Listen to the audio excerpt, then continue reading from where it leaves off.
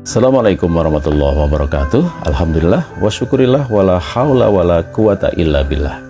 Teman-teman sekalian, melanjutkan dari obrolan sebelumnya, kita berdoa Allahumma alif bainahuma kama alafta baina Adam wa Hawa, kama alafta baina Ibrahim wa Siti Sarah wa Siti Hajar, kama alafta baina Yusuf wa Zulaiha, dan seterusnya.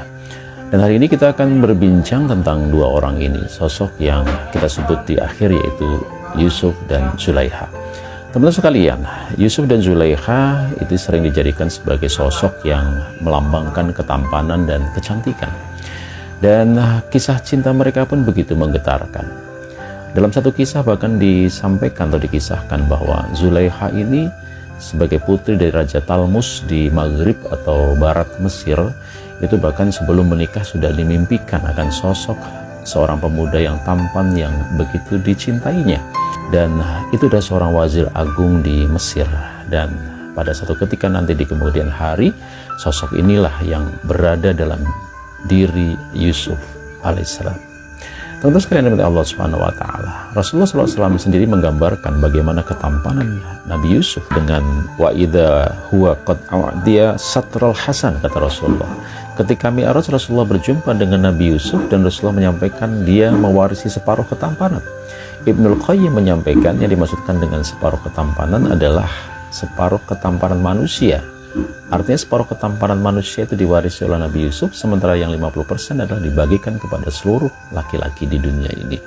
Sementara Ibnu Katsir rahimahullah itu menafsirkan mewarisi separuh ketampanan adalah mewarisi separuh ketampanan Nabi Adam, orang tua kita. Teman-teman sekalian yang dimati Allah Subhanahu wa Ta'ala, maka kita bisa bayangkan bagaimana ketika nantinya kemudian Yusuf ini hidup satu rumah dengan keluarga Zulaiha, karena Nabi Yusuf ini kemudian dijadikan anak angkat oleh keluarga Zulaiha dan Kitfir, pembesar istana. Saya bayangkan Zulaiha tinggal bersama dengan orang yang begitu dicintainya, begitu dikaguminya, begitu dirindukan selama ini, yang pernah muncul dalam mimpinya. Maka wajar kalau kemudian cintanya itu semakin besar kepada Yusuf alaihissalam. Maka suatu ketika Zulaiha kemudian yang begitu berhasrat kepada Nabi Yusuf, dan pada saat itu Kitfir sedang tidak ada di rumah, dan walaupun disampaikan di dalam Al-Quran walaqad hammat bihi wa hamma biha, padahal Zulaiha ini berhasrat kepada Yusuf, dan juga wa hamma biha, kemudian juga Yusuf pun sebenarnya juga berhasrat kepada Zulaiha. Laula an ra'a burhanan rabbih, seandainya dia tidak melihat tanda dari Tuhannya. Kadzalika linasrifa anhu su'a wal fahsya, demikianlah agar kami memalingkan daripadanya kemungkaran dan kekejian. Innahu min ibadina mukhlasin, sesungguhnya Nabi Yusuf ini adalah termasuk hamba pilihan Allah Subhanahu wa Ta'ala. Artinya apa? Allah selamatkan Nabi Yusuf dari kemaksiatan ini. Dan inilah pelajaran pertama teman-teman sekalian dalam kisah cinta ini. Bagaimana Nabi Yusuf kemudian lebih memilih menghindari hal-hal yang Allah tidak ridho. Dan bahkan setelah kemudian fitnah itu makin panjang, perempuan di Mesir begitu menyukai Yusuf, begitu ya. Maka kemudian Nabi Yusuf bahkan pada akhirnya memilih untuk lebih baik di penjara daripada kemudian memenuhi hasrat mereka. Qala rabbis sijnu habu ilayya mimma yad'aunani ilaih, kata Yusuf berkata, wahai Tuhanku, penjara lebih baik bagi aku, lebih aku sukai daripada memenuhi ajakan mereka. Jadi teman-teman sekalian, Nabi Yusuf kemudian melalui hari-harinya di penjara, sementara kemudian Zulaiha mulai menyesali akan kesalahan-kesalahannya, dosanya ketika mengajak bermaksiat dengan Nabi Yusuf. Itu pun disesalinya, bertaubat taubatan nasuha, kemudian semakin mendekatkan kepada Allah Subhanahu wa Ta'ala, semakin mencintai Allah Subhanahu wa Ta'ala. Makanya Jalaluddin Rumi mengatakan, ketika Zulaiha mengejar cinta Yusuf, maka justru Yusuf semakin menjauh. Tapi ketika Zulaiha semakin mendekat kepada Allah, mengejar cinta Allah, maka justru Nabi Yusuf dipertemukan, didekatkan dengan Zulaiha. Inilah yang terjadi teman-teman sekalian. Dan satu ketika teman-teman sekalian, di akhir cerita, ketika kemudian Allah selamatkan Nabi Yusuf, ya, karena dia bisa menafsirkan mimpi sang raja, kemudian dikeluarkan dari penjara dan bahkan diberikan kepercayaan dari sang raja menjadi seorang pembesar istana, seorang wazir agung di Mesir. kemudian Zulaiha pun kemudian semakin dekat cintanya kepada Allah Subhanahu wa taala, maka kemudian satu ketika dipertemukanlah dengan Yusuf yang sudah menjadi seorang pembesar. Zulaiha mengatakan, Allah yang menakdirkan seorang budak bisa menjadi seorang pembesar, dan begitupun sebaliknya seorang pembesar pun bisa ditakdirkan dari seorang yang biasa saja. Maka kemudian setelah menyadari ini semuanya, Yusuf pun kemudian bertanya kepada Zulaiha, Zulaiha, apakah masih ada setitik cintamu kepadaku?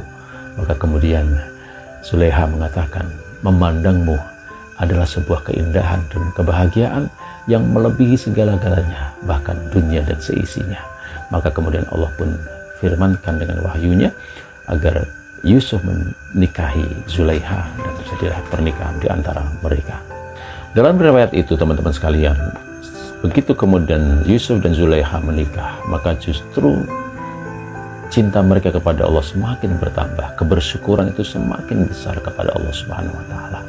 Maka dari sekian kisah yang ada, teman-teman sekalian, berkaca dari kisah Yusuf dan Zulaiha, 3 hal yang diajarkan kepada kita. Yang pertama, menjaga cinta itu harus dengan cara menghindari hal-hal kemaksiatan kepada Allah Subhanahu wa taala. Lihatlah Nabi Yusuf kemudian lebih memilih kondisi yang tidak nyaman, yaitu penjara, demi menghindari kemaksiatan kepada Allah, dan itu salah satu cara menjaga cintanya dengan Zulaiha. Yang kedua, ternyata apa yang dilakukan oleh Zulaiha, dengan semakin mengejar cinta Allah Subhanahu wa taala, ternyata dia semakin dekat dengan lelaki idamannya, yaitu Yusuf. Dan terakhir, ketika kemudian mereka dipertemukan dalam mahligai rumah tangga, maka semakin besar kebersyukuran mereka kepada Allah Subhanahu wa taala, dan ini menjadi satu tips untuk menjaga cinta abadi mereka. Yang terakhir, teman-teman sekalian, mari kita ingat pesan dari Abu Bakar As-Siddiq kepada kita.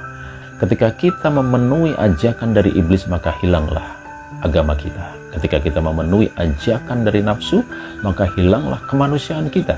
Dan ketika kita memenuhi ajakan dari hawa, maka hilanglah akal kita, kata beliau. Ketika kita memenuhi dari kebutuhan duniawi saja, maka hilang akhirat kita. Ketika kita memenuhi ajakan seluruh anggota badan kita, maka hilang surga kita.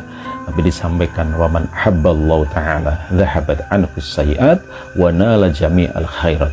Dan barang siapa yang memenuhi panggilan Allah Ta'ala, maka hilang darinya keburukan-keburukan, dan yang dia akan dapatkan adalah seluruh kebaikan. Maka lihatlah bagaimana proses panjang dari Yusuf dan Zulaiha ketika kemudian mereka mengejar cinta Allah Subhanahu wa taala, ridha Allah Subhanahu wa taala, kebersyukurannya makin besar, maka mereka abadi dalam cintanya, dan mereka mendapatkan itu semuanya dalam ridha Allah Subhanahu wa taala.